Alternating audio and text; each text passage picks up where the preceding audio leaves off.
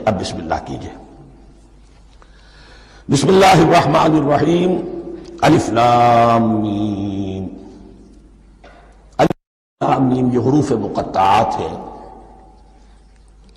یہ علیحدہ علیحدہ پڑھے جاتے ہیں، علم نہیں پڑھ سکتے اس کو۔ الف لام میم، ہا میم ہے، ہا علیحدہ میم علیحدہ، اگرچہ لکھے ہوئے ہوتے ہیں جڑے ہوئے، کاف ہا یا عین صاد لکھے ہوئے جڑے ہوئے، پڑھے جائیں گے علیحدہ علیحدہ، قطع علیحدہ کرنا، تو حروف مقطعات۔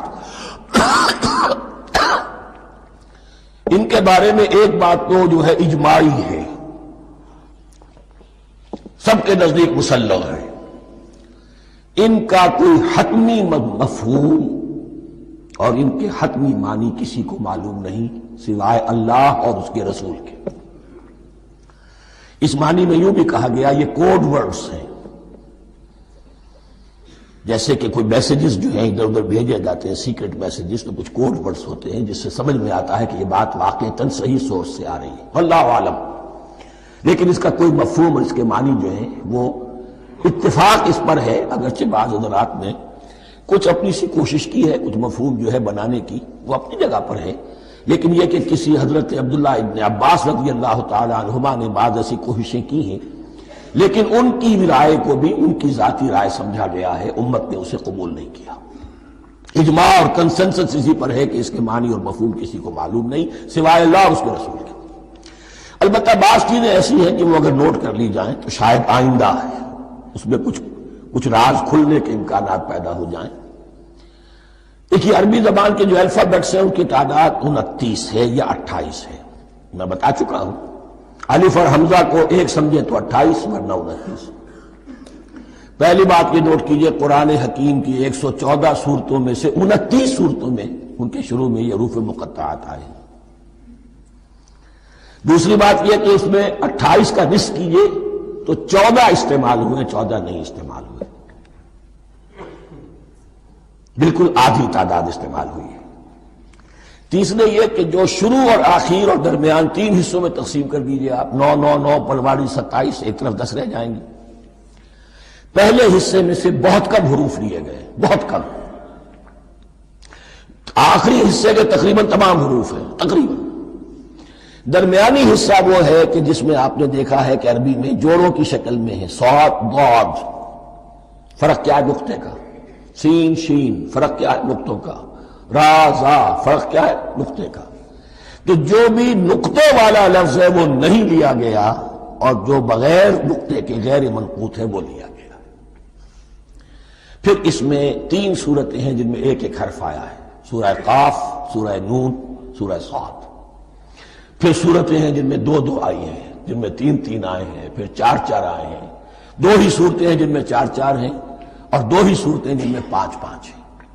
تو یہ ہے صرف یوں سمجھیے کہ اعداد و شمار۔ اس کے حوالے سے کچھ آدمی غور کرے تو شاید کوئی بات نکلے۔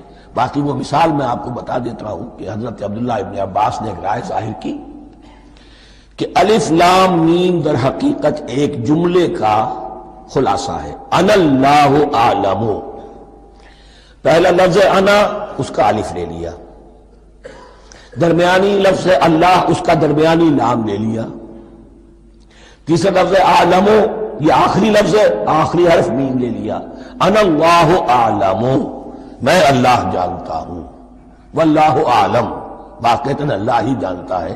یہ حضرت عبداللہ ابن عباس کی رائے ہے، لیکن اگرچہ انہیں حبر الامت مانا گیا ہے، لیکن یہ کہ ان کی اس رائے کو بھی اکثر و بیشتر مفسرین نے قبول نہیں کیا۔ اب جو پہلے 2 رکوع ہیں اس سورہ بقرہ کے، ان کے بارے میں تعویل عام اور تعویل خاص کا ایک بڑا بنیادی فرق ہے جو نوٹ کر لینا چاہیے۔ جس وقت یہ سورت نازل ہو رہی ہے، میں عرض کر چکا ہوں کہ 12 سال ہو چکے تھے حضور کو اپنا فریضہ نبوت و رسالت ادا کرتے ہوئے۔ ایک جماعت اچھی بھلی تیار ہو چکی تھی جنہوں نے حضور کی دعوت پر لبیک کہا، ایمان لائے اور آپ کی تعلیمات پر عمل کیا۔ وہ ایک گروہ موجود تھا، یہ ابو بکر ہے، یہ عمر ہے، یہ عثمان ہے، یہ طلحہ ہے، یہ زبیر ہے، یہ عبد الرحمن ابن عوف ہے، یہ مصعب بن عمیر ہے، دیکھ لو۔ اور ایک گروہ وہ تھا کہ جو حق کو جان کر پہچان کر محض اپنی ضد اور حق درمی کی باعث وہ کفر پر آ گیا تھا، اور اب ایک تیسرا گروہ پیدا ہو رہا تھا مدینے میں آ کر، وہ ابھی ایمبریونک سٹیج میں ہے، کہ جو داعی ہے، مدعی ہے کہ ہم مانتے ہیں لیکن حقیقت میں نہیں مانتے۔ یہ تین قسم کے گروہ دنیا میں ہمیشہ پائے جائیں گے، ہمیشہ۔ اب اسے میں اس کو لا رہا ہوں تعویل عام کی طرف۔ جب بھی کبھی کوئی دعوت اٹھے گی انقلابی، ایک ہوتا ہے واعظ و نصیحت، ٹھیک ہے، جس نے بھی فائدہ اٹھایا اٹھا لیا۔ ایک ہوتی ہے دعوت انقلابی، وہ انقلابی دعوت کا ہدف ہوتا ہے نظام کو بدلنا۔ نظام بدلتا ہے تو ظاہر بات ہے کہ جو لوگ اس نظام میں جن کے ویسٹڈ انٹرسٹ ہیں اور جن کو پریولیجز حاصل ہیں، جن کے مفادات ہیں، وہ تو لازماً اپنے نظام کا تحفظ کریں گے۔ ٹکراؤ ہوگا، تصادم ہوگا، تصادم میں جانی نقصان بھی ہوگا، مالی نقصان بھی ہوگا۔ یہ گویا کہ کسی انقلابی دعوت کے لوازم ہیں۔ اگر یہ شے نہ ہو تو دعوت انقلابی ہے ہی نہیں۔ اس اعتبار سے ہر انقلابی دعوت کے جواب میں تین طبقے پیدا ہو جاتے ہیں۔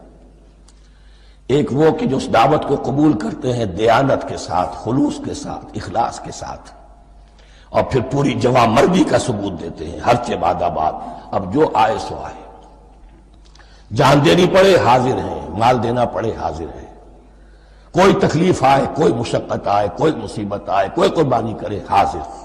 جب پکارا گیا واپس نہیں پھیرا کوئی فرمان جنوں کا، اور تنہا نہیں لوٹی کبھی آواز جرس کی۔ خیریت جا راحت تن صحت داما، سب بھول گئی مصلحتیں اہل ہوس کی۔ ایک وہ لوگ ہوتے ہیں، ایک وہ لوگ ہوتے ہیں کہ جو اڑ جاتے ہیں ضد پر، ہٹ درمی پر، ماننے کے باوجود، جاننے کے باوجود کہ بات تو ٹھیک ہے جو کہہ رہے ہیں، کیسے مان لیں؟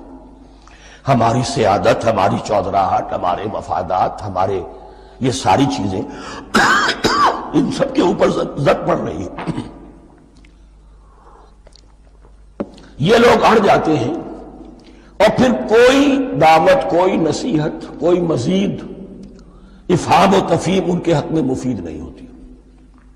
اس لیے کہ صحیح بات ہے جو کہتے ہیں کہ سوتے کو تو جگایا جا سکتا ہے، جاگتے ہو کیسے جگائیں؟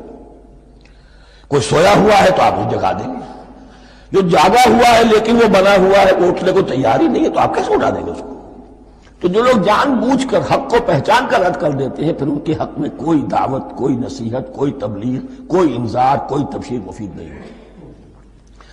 تیسرا درجہ ایسے لوگوں کا ہوتا ہے جو یا تو شروع میں آتے ہی شرارت کے ارادے سے، کوئی مصلحت ہے جس کی وجہ سے اس دعوت کو قبول کر لیا، کوئی ذاتی منفعت ہے جس کے لیے قبول کر لیا، یا یہ کہ شروع میں تو اخلاص کے ساتھ آتے ہیں لیکن جب قربانی دینے کا وقت آتا ہے تو ان کے اندر سیرت و کردار کی وہ مضبوطی نہیں ہوتی کہ ہر چہ بعد آباد، یہ نہیں ہوتی۔ وہ پھر ڈگمگاتے رہتے ہیں، کبھی کچھ چلے پھر کہیں چھٹک کر رہ گئے، پھر کہیں کچھ چلے پھر چھٹک کر رہ گئے۔ یہ تیسرا طبقہ ہے کہ جو کہتا ہے، دعوی مدعی ہے کہ ہم نے مانا ہے، قبول کیا ہے، بات ٹھیک ہے، کچھ تھوڑا بہت چلتے بھی ہیں، لیکن جہاں مشکل آئی چھٹک کر کھڑے ہو گئے، اونگے منہ گر پڑے۔ یہ تیسرا طبقہ ہے۔ اس کے لیے لفظ ہمارے ہاں منافقین بھی ہے، لیکن اس رکوع میں آ کر، ابھی ان 4 رکوعوں میں نہیں بلکہ سورہ بقرہ میں مکمل میں بھی کہیں نفاق کا لفظ نہیں آیا ہے، اس لیے کہ اسے مرض سے تعبیر کیا گیا ہے۔ یہ مرض ہے ایک، اور اس مرض کے ذریعے سے لوگوں کے اندر جو ہے وہ ایک نفاق کا بیج پڑ رہا ہے، جو ظاہر ہوگا تو منافقت پوری کی پوری کھل کر سامنے آ جائے گی۔